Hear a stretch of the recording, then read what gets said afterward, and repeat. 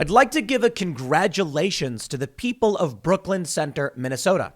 This is the town where Dante Wright was from. He was shot and killed by that officer during the Chauvin trial, you may recall. Now, for those that aren't familiar with where Brooklyn Center is, it's basically Minneapolis. You can see we got Minneapolis right here, and then right up here we got Brooklyn Center. All right. Well, they've just passed a police reform package proving that terror and extremism works, because even though Minneapolis has already suffered the effects of defunding their police and are desperately trying to fund their police, the left still wins political victories, and they're still now going to be reforming police in Brooklyn Center. And this includes like an unarmed unit that would respond to certain cases. Now, I'm for certain reforms. The problem is I don't trust the reforms they're putting into place because, well, when they tried it last time, it's not working. They need to do something different. And more importantly, you don't negotiate with people engaged in terror. All they've shown is that it's going to get worse. Crime in Minneapolis continues to skyrocket. They're trying to get more cops out there. They're trying to do new programs. It's not working. Because apparently when you throw a wrench in the spokes and destroy the machine, it's really hard to get the machine churning again. And people know the police are overwhelmed, and no amount of money is going to change that. So I wonder when I see these stories, I'm like, can human beings actually learn? And the answer is not in the immediate. It's interesting. I was thinking about invention the other day, about how it is that we just have certain things. Like, you go buy a car and the car's got all this awesome stuff in it. Certainly, the car wasn't invented as it is. Or, let's use the toaster as a better example. The first toaster was just like a metal stick, and they held the bread in the fire. And then somebody was like, what if we make the stick a basket to hold the bread? And then, so on. You get the point. Eventually, somebody's like, let's make a metal box with electric things in it. Over time, the toaster just evolved. People added a little bit to it. There was no moment where someone in, like 1300 AD was like, I'm going to make an electric toaster with a metal frame, because everything else needs to exist and slowly come together. Long story short, we stand on the shoulders of giants, so humans can learn in the long term. In the short term, apparently, we're not that good at it. Well, okay, that's not fair. We're pretty good at it, but for some reason, this is what you get. Star Tribune reports Brooklyn Center passes police reform package. Great. This will make everything better, I say sarcastically. Hope you got that one. The Brooklyn Center City Council voted 4-1 Saturday to pass a package of sweeping reforms to its public safety system, what the city's mayor called a new North Star for policing. 1 month after an officer fatally shot an unarmed man during a traffic stop. I love how they do that. An unarmed man. Are they referring to Dante Wright? Maybe not. Somebody else. The proposals will remake the city's police force with more independent oversight, prohibit arrests for low-level offenses, and use unarmed civilians to handle minor traffic violations. The reforms also will make a new city department to oversee public safety. I am so excited for this one. Unarmed civilians to handle minor traffic violations. Well, I tell you, one of two things will be likely. The first is unarmed civilian dotes on up to a car, and they're like, excuse me, sir, I'm the unarmed civilian to give you a ticket. And they go, get out of here. And they drive off. I'm not stopping for you. What can you do? What powers do you have? Maybe then they'll get reported, and the person will just say, I don't know who this unarmed civilian guy is. Something else might happen.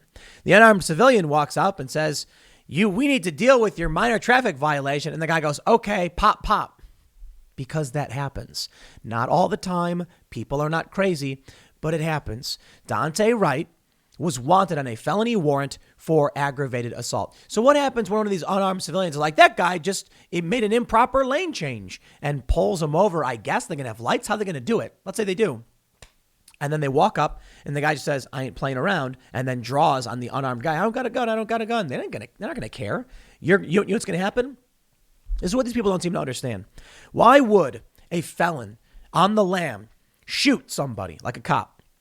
Because the cop is going to walk to their vehicle and radio for help and say, license plate number, 123456 was just pulled over. Here's the person's name. So this guy is getting pulled over is going, uh-oh, they found me. And this unarmed civilian is going to be like, pardon me, sir, I couldn't help but realize. And the guy's going to say, the moment you go in and file this paperwork, they're going to be out looking for me. it's easier. They will just shoot the person because then no one knows who did it or where they did it. So maybe these unarmed civilians will have body cameras and that'll help. But people do this stuff, man. That's why police are armed in the first place. It's like these leftists think that cops are armed just for the sake of like hunting people down and killing them.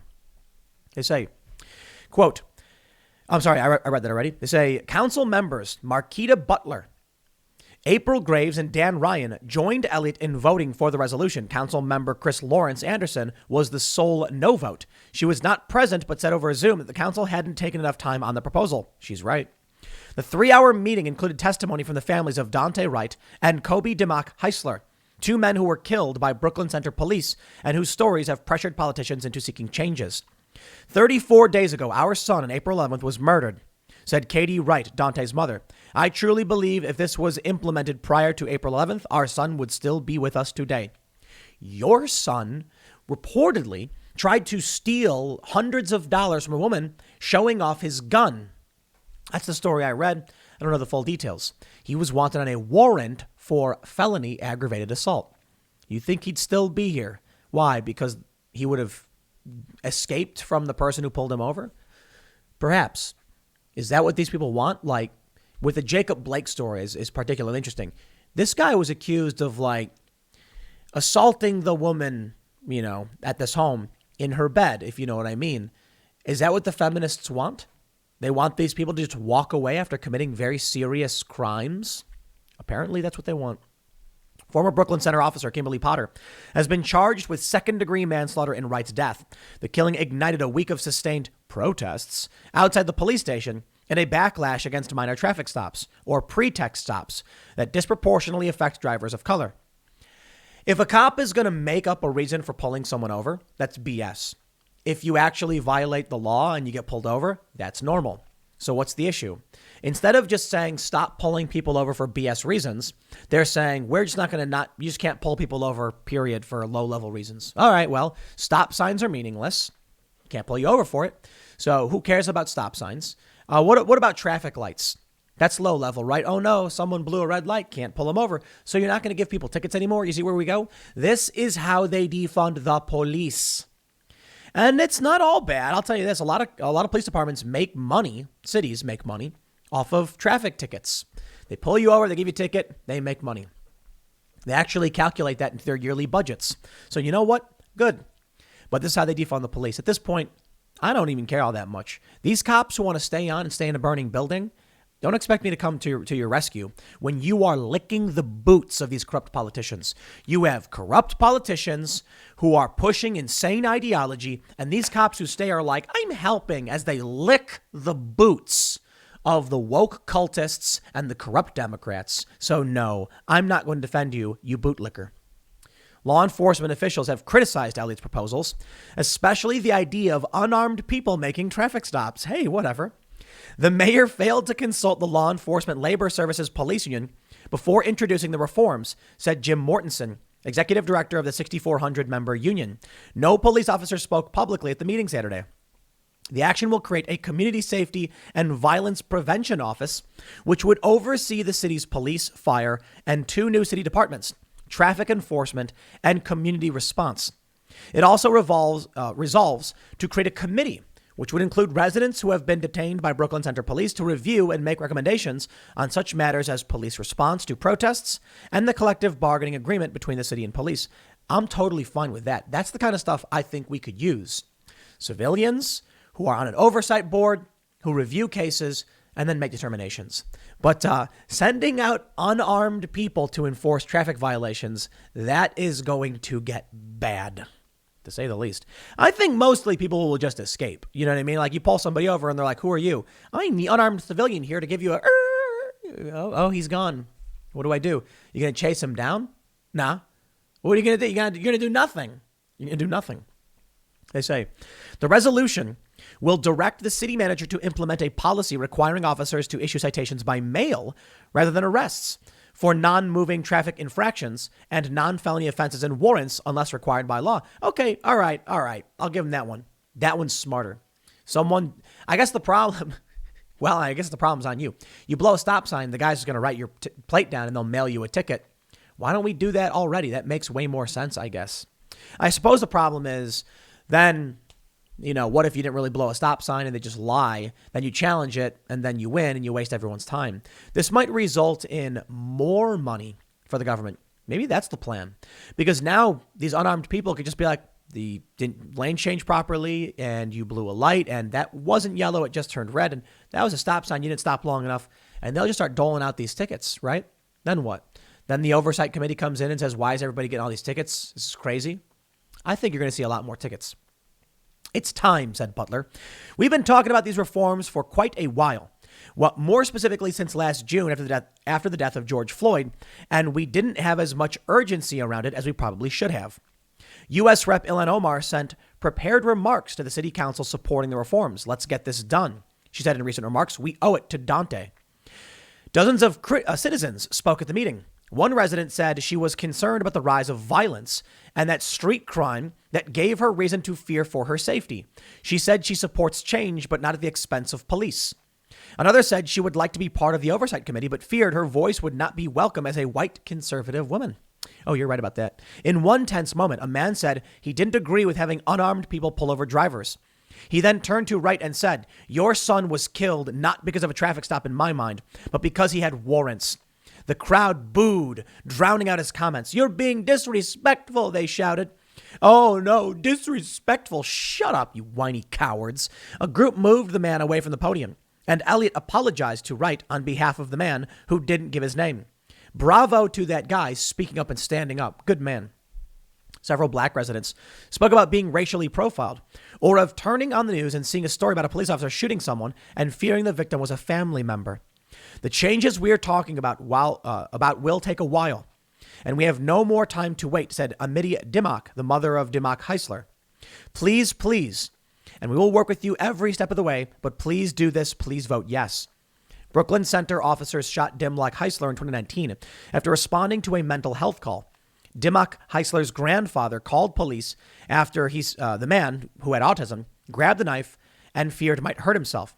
Dimmock has been instrumental in convincing lawmakers to change laws, including mandating autism training for police across Minnesota. Dimmock said she believed her son may be alive if the changes had been in place then. I'll tell you this. We need more funding for police, and I believe social workers would help a whole lot. The problem is the left's MO is anything but actually helping. It's dismantling and destroying. They don't want police. They want to be the police. Here's what would be great. You get a mental health call. A squad car pulls up and another squad car pulls up. One is mental health, social workers unit, and one is your standard beat cop. The beat cops play back burner. They say, you guys got this.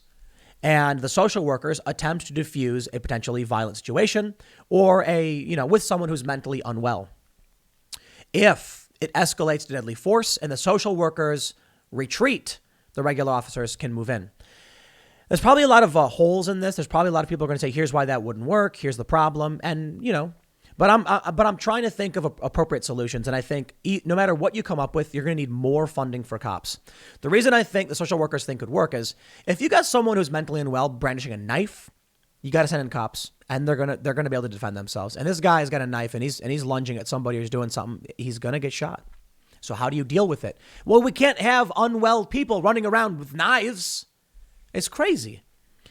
So if you have a call, because there have been some calls where it's like an autistic man is like sitting in the middle of the street and people have been shot like that. Social workers can come in and try and deal with it. And if it escalates, you have the backup cops there as well. Anyway, I digress. That requires more training, more funding, new hires. That won't work if you keep firing and defunding the police. That's why I think the left's real goal is just to absolutely demolish the policing as we know it. At this point, I think we should. You've probably heard me say it if you watch my videos, but I'm sick of it. I believe any reasonable conservative, and I use conservative because they tend to be the ones supporting cops, will be able to defend themselves and take care of themselves and likely would keep and bear arms. Hey, look. If there's no cops, ain't nobody's going to infringe on your right to keep and bear arms. And if someone tries to threaten your life, whatever, then you can defend yourself. The left is not dismantling the police department completely. They're replacing it with their woke ideologues. Good cops are fleeing because they don't want to do this, and the bad cops are staying. Now, what are we getting? Well, after a wave of serious crime, a girl jumping on a trampoline was shot in Minneapolis. Shooting of boy in Minneapolis sparks concern. They're desperately trying to bring more funding back. From Fox 9, Minneapolis leaders air frustrations over recent crime. Residents just want action. I hear you. They say, with violence in Minneapolis on the rise, more and more people are shouting with frustration that it has to stop. Now a war of words has unfolded between Ward 4 council member Felipe Cunningham and Mayor Jacob Fry. Cunningham posted a letter to the mayor on his Facebook page, laying blame on the mayor for not having a plan to stop the violence. The letter reads, in part, quote, I cannot try to solve this gun violence all by myself. We cannot wait until we have 600 more officers or even just the 200 who have left since last year before something is done. Why are black lives in North Minneapolis not being prioritized urgently? So here's what happens. They're not going to abolish the police. They voted to, and all of a sudden more money came in to bring more cops in. 600. 200 cops left. You know what that means? Those 200 cops are good cops. Isn't that sad? They don't want to enforce unjust laws. They don't want to be bullied or beaten down, so they quit. 600 new cops are going to come in, and these are going to be the kind that are scum, because the good cops aren't going to take these jobs. The scumbag cops are going to walk in and be like, I'll do anything for money. And then they're going to tell you, these cops, to do unjust things. They're going to say, protect Antifa. And they're going to go, you got it, boss, anything for money.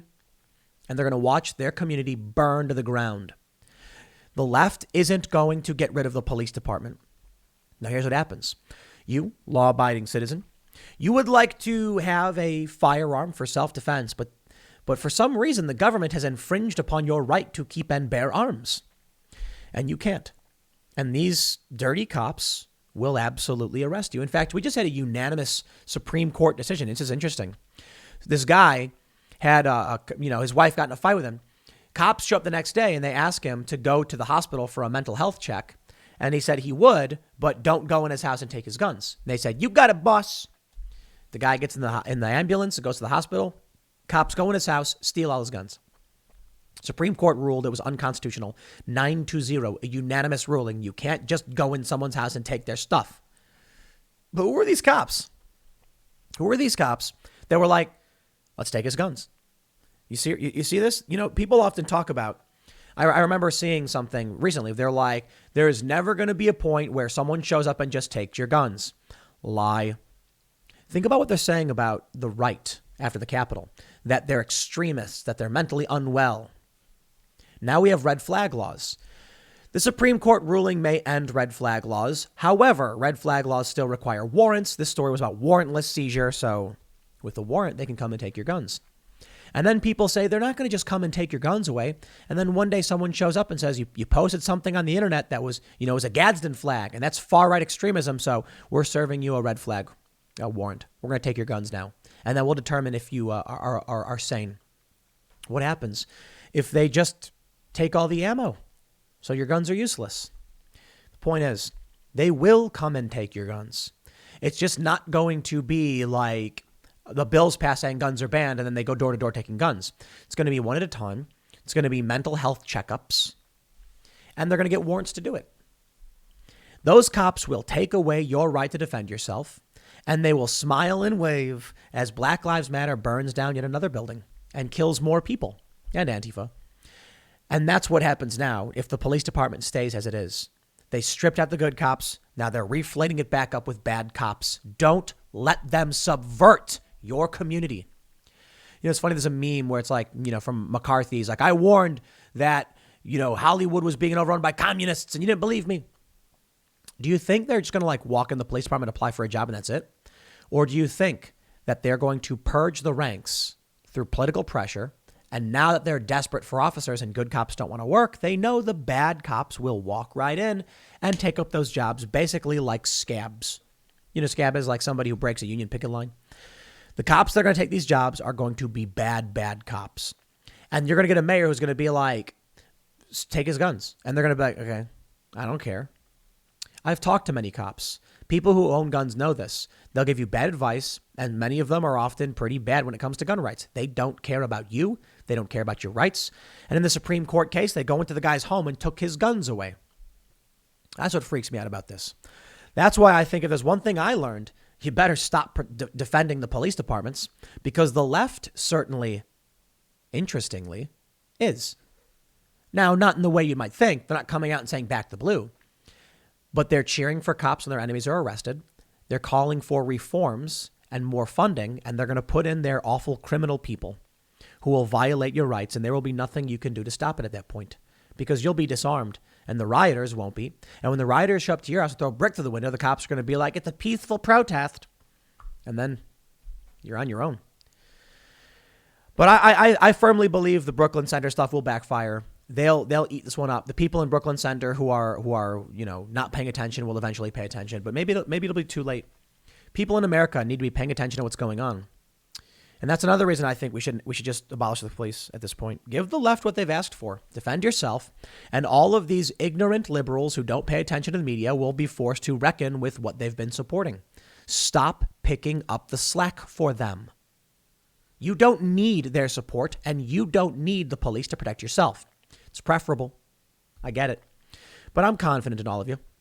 I'll leave it there. Next segment's coming up at 4 p.m. over at youtube.com/Timcast. Thanks for hanging out, and I will see you all then.